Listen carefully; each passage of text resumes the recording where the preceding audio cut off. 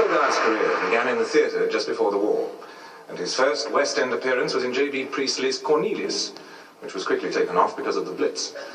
After the war, he made a number of appearances when he was not making films. High points were his performance in Jean-Louis's Point of Departure in 1950 with Mai Zetterling, and in Ugo Betti's Summertime in 1955, which was directed by Peter Hall. Sir Peter can't be with us tonight, but he spoke to us just before he left for America. Over 30 years ago, when I was a very young director, I had the privilege and excitement of directing Dirk in a play in the West End called Summertime. I knew him to be a wonderful stage actor. I'd seen him in Point of Departure, the Anouilh play, and a revival of Coward's The Vortex. I don't, in these august circumstances, want to make any division between theatre and cinema, but I very much wish, with all the wonderful work that you, Dirk, have done for the cinema, that you'd done a little more for the theatre as well, because I think you were a great stage actor. You always kept that division between stage and screen as small as possible. What was wonderful about your stage acting, which is what has also been wonderful about your screen acting, and if I may say so, your writing, was the truth, the sincerity, and the candour of it. There was never anything false, and I'm very happy to be here in this strange way to honour you tonight for that complete truth.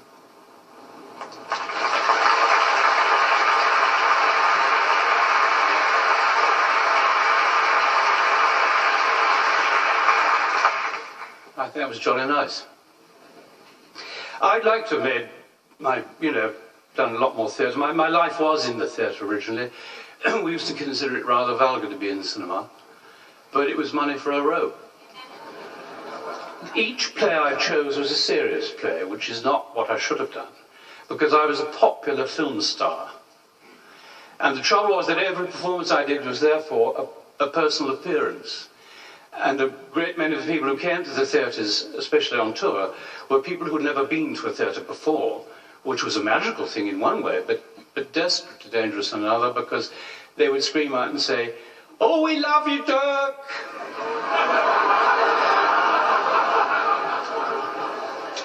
So I packed it in. I mean, no disrespect to fans.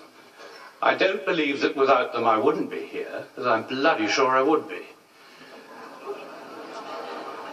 But they did destroy me for the theatre and the theatre for me. It destroyed the plays, destroyed my fellow players, and it certainly made an awful mess of Peter Hall's work. In 1959, you made a film for Anthony Asquith based on Shaw's play The Doctor's Dilemma. Your co-star, who was then married to Peter Hall, was flown over from Paris to be here tonight, Leslie Carroll.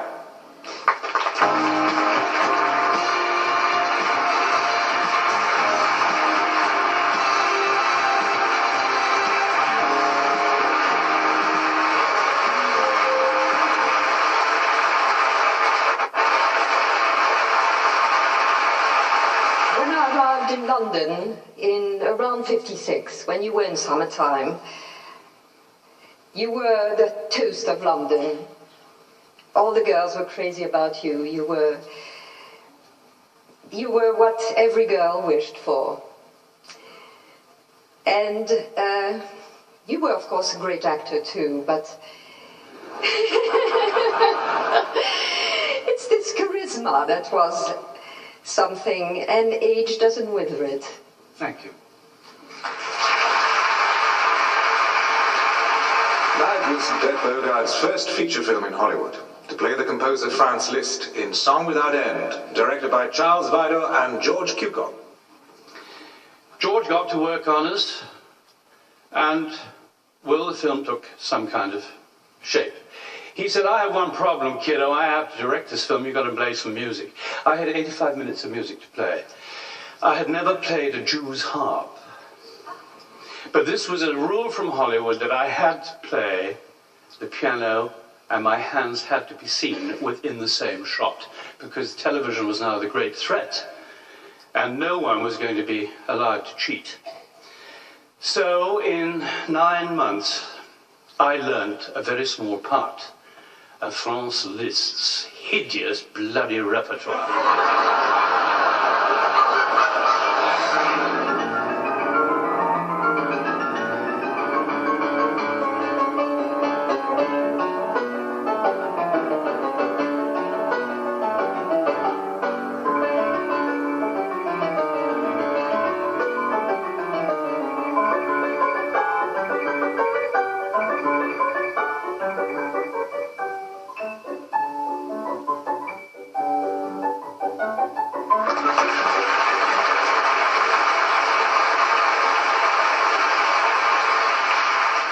I did it. At this time, you made a film that was one of the most controversial in the history of British cinema. It was directed by the late Basil Dirk. His son is now a director in his own right, with Pascali's Island coming out next month. He's also the writer of last year's most successful film, Fatal Attraction. James Dirk.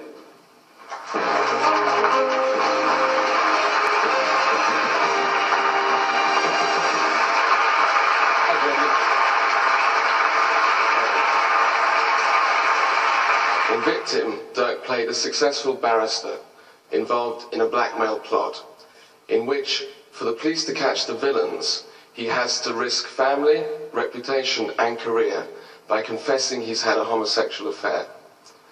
Now, in those days, this was an absolutely taboo subject. Even the word homosexual had never been used on the screen. No. But my father wasn't afraid to take chances, and neither was Dirk. You see, it caused a terrific stir at the time. I remember very well Basil sending it to me. I wasn't first choice. The gentleman it was sent to said he wouldn't do it because it would, destroy his chances of a knighthood. So I had to get it at last minute. Christmas Eve, I got it one Christmas Eve. And the thing that was so wonderful was that we couldn't find a leading lady. Not one lady would come forward to be in the film with us. They all said they disapproved of the theme. We went through quite a lot. The only one who came to our help without any conditions whatsoever was Sylvia Sidney, who came in and just went straight in and did it. And for that, your father and I will never forget her. When we were married, we had no secrets from each other. I made you a promise then. I haven't broken that promise, if that's what you mean. Why did you stop seeing him? He was getting too fond of me. Are you sure you weren't getting too fond of him? Answer me. I want to know the truth. I want to know why he hanged himself. He was being blackmailed. That's why he stole? Yes. Someone found out he was a homosexual and blackmailed him? That's it. It takes two to make a reason for blackmail. Were you the other man? Were you? Tell me everything. I want to know. I don't want you to. I'd rather know than guess.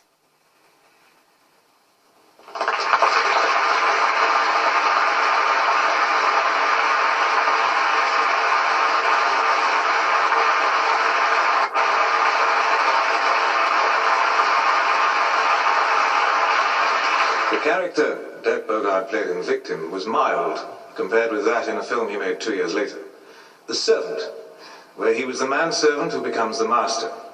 It was directed by Joseph Losey. In The Servant, you were a very nasty man working for an indolent, rich layabout. He was played by James Fox. Right, service. Body 12.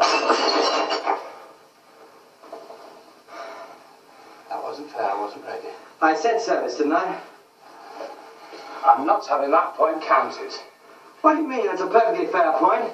What about the other night? You did about 6 of them like that. There's no reason to take advantage of the fact that you're sitting in the best position. My dear, You ought to be able to play the game according to the rules. My dear Barrett, you're just a little upset because you're losing the game. Oh. Take your ball. Take it yourself. Ow! What's the matter? I'm going. Couldn't have hurt. Get out of the way. Get out of the way. I'm not staying here. I'm not staying here in a place where they just chomp balls in your face. Oh, don't be a fool. Oh, come on, let's have a drop of brandy. Tell you what we'll do. We'll call that game a draw. Now, you isn't that fair? Push your brandy. Don't talk to me like Push that. you and your brandy. Get back to your car and leave me alone for Pete's sake. Now, look, Barry, don't you forget your place. You're nothing but a servant in this house.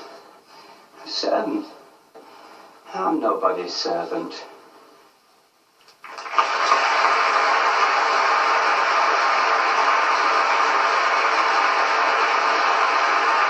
He's just returned from Australia. Your co-star in that film, James Fox.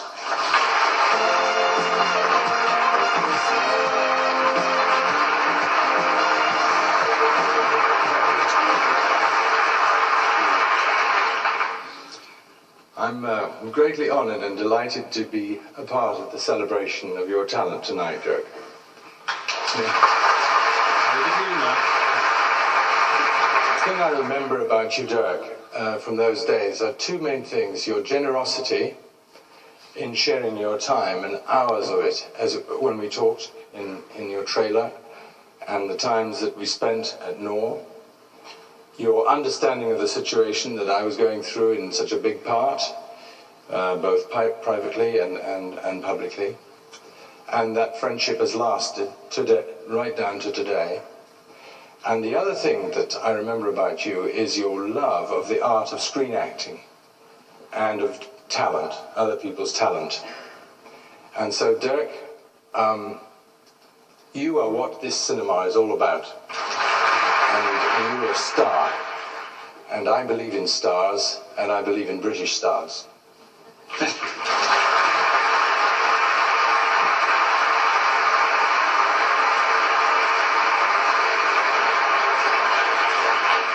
And as you know, Sarah can't be with us here tonight, but your co-star is here.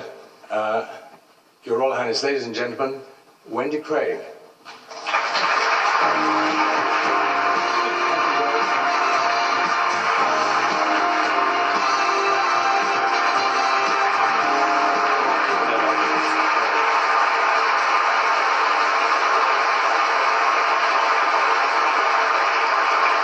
In 1962, Judy Garland called Dirk Bogarde from America and said, "I'm doing a film in England.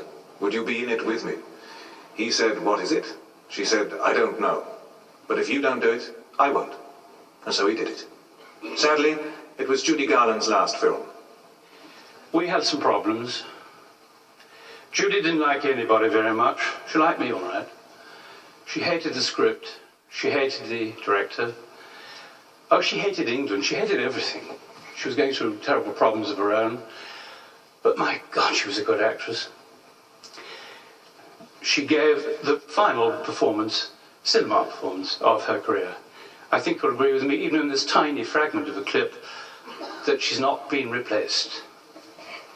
You wouldn't cheat me, would you? You would not cheat me. I wouldn't cheat you. You wouldn't say no. I wouldn't say I like it. I didn't. I wouldn't. Please tell me again, please. I'll tell you as often as you want me to. I've always loved you.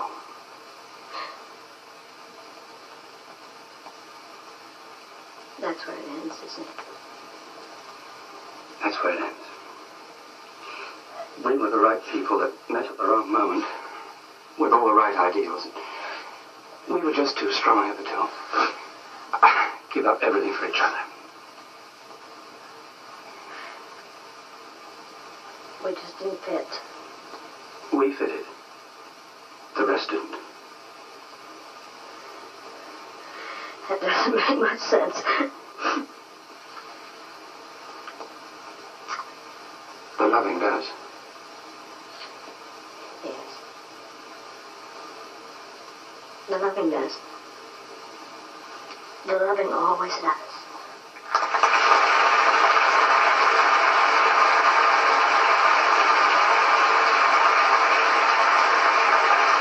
Dirk went on to win his second British Academy Award for the film he made in 1965, Darling. The film is quintessential 60s. Script by Frederick Raphael, directed by John Schlesinger. I don't think John was altogether very happy with me. He didn't really want me in the beginning. I can only say this now because I love him so much. He wanted Greg Peck, so you can see why he was disappointed in getting me. Well, he couldn't get great peck because they couldn't run it on the budget, so they got me. And I won the Academy Award. That was very nice. But about 4 or 5 weeks after the film was finished, and I was very excited, John called up my house in the country and said, "Out of it, darling. Had to drop you." I said, "What do you mean you had to drop me?" "Boring. Very boring, dear. We're leaving it now to Lawrence Harvey and Judy Christie and the boy, really, Cullum, because really you do come on, you do stop everything." 2 weeks later, my beloved John called up and said, "Back again, dear, changed my mind." Doesn't really work without you, dear. And I won the Academy Award. Enlarge it, I'm impressed. You little bitch. Enjoy yourself. You've got no right to call me anything. I have every right to call you everything. Oh, have you? We're not married. At least look at each other. I never believed that anybody as trivial and shallow as you could have caused as much pain as you did. Oh, blameless girl. Well, you really want to know, I've stuck it out just about as long as I can. Yes, and just about as often as you can. You're so faithful and so loving, aren't you? Look at this place, this rat trap. I'm not going to be a prisoner any longer. So you're the prisoner, are you? Yes! Prying in my life, looking in my handbag, spying on me. Quickest way of getting to know you. After that, Dirk made 2 more films for Joseph Losey, Modesty Blaze and Accident. But the parts for him were drying up in British films. The late 60s were not a good time. Finally, he made Our Mother's House for Jack Clayton and Sebastian for David Green. His British swan song, apart from a voiceover for British Timber, was A Day on Richard Attenborough's film of the Joan Littlewood stage production, Oh, What a Lovely War. It was packed with stars playing tiny parts, and he appeared with Susanna York. Among the nearly 70 or so movies that he's made, Dirk's personal favourite is Accident, made in 1967. Why is it so particular, Dirk? I just think it is a totally perfect piece of work. And there's one little tiny scene, which probably won't mean very much to you, but it's played by myself and a much lamented actress, Vivian Merchant. And it's, for some reason, very close to my heart. When I got back from London,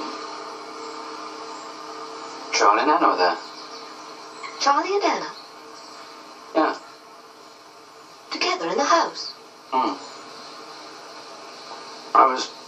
I got back late, a bit drunk. I was astonished. Why were you drunk? I had dinner with Francesca. You remember? You remember Francesca? Yes. I just gave her a ring, you know. It's quite pleasant. He's sleeping with her, is he? Who? Charlie with Anna. Yeah, of course. How pathetic. What do you mean? Poor stupid old man. Well, you're not old. Stupid bastard. Does Laura know? Yes. And what about the children? Has he told them?